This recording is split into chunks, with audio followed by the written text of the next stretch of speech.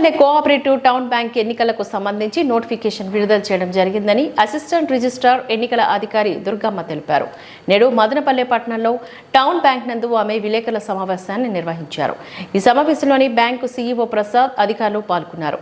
ఈ సందర్భంగా ఆమె మాట్లాడుతూ ఈ నెల 22న నామినేషన్ల స్వీకరణ, 23న స్క్రూటినీ, 24న ఉపసంహరణ, 29న ఎన్నికలు జరుగుతాయని చెప్పుకొచ్చారు. 12 నామినేషన్ల కంటే ఎక్కువ వస్తే ఎన్నికలు జరుగుతాయని, లేని పక్షంలో ఏకగ్రీవంగా ప్రకటించడం జరుగుతుందని చెప్పారు. ప్రతి ఒక్కరూ ఓటు గుర్తింపు కార్డు పొందాలని విజ్ఞప్తి చేశారు. నమస్కారం sir. District election authority Annamayya వారు టౌన్ బ్యాంక్ ఎలక్షన్ ఆఫీసర్గా నన్ను అపాయింట్ చేశారు. అదందరికీ తెలిసిన విషయమే. అయితే ఎలక్షన్ షెడ్యూల్ కూడా ఇచ్చారండి. ఆ ఎలక్షన్ షెడ్యూల్లో భాగంగా నవంబర్ 18న ఎలక్షన్ ఆఫీసర్ వారు ఎలక్షన్ నోటీస్ ఇవ్వవలసి ఉంది.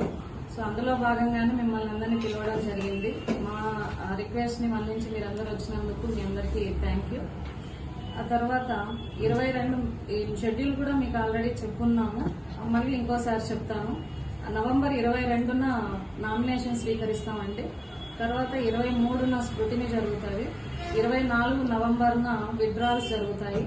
నవంబర్ 24 సాయంత్రం 5 గంటల తర్వాత కంటెస్టింగ్ క్యాండిడేట్స్ ఫైనల్ లిస్ట్ అనేది మేము డిస్ప్లే చేస్తాము.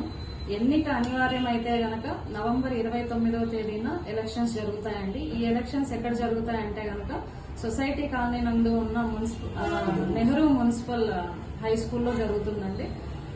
అది ఎన్నిక టైం వచ్చేసరికి, పోలింగ్ టైం వచ్చేసరికి మార్నింగ్ 7 to ఆఫ్టర్నూన్ 2 PM వరకు జరుగుతుంది. పోలింగ్ కంప్లీట్ అయిన తర్వాత కౌంటింగ్ స్టార్ట్ అవుతుందండి.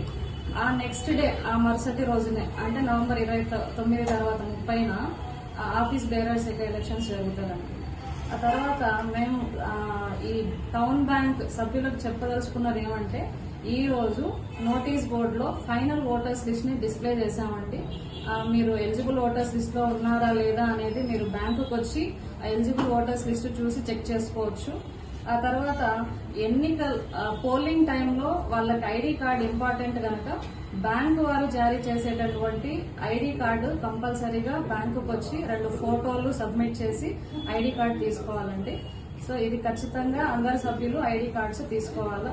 బ్యాంక్ ఐడి కార్డు ఉంటేనే పోలింగ్ కి మేము అలో చేస్తాం కాబట్టి బ్యాంక్ ఐడి కార్డ్స్ తీసుకోవాల్సిందిగా కోరుతున్నాం.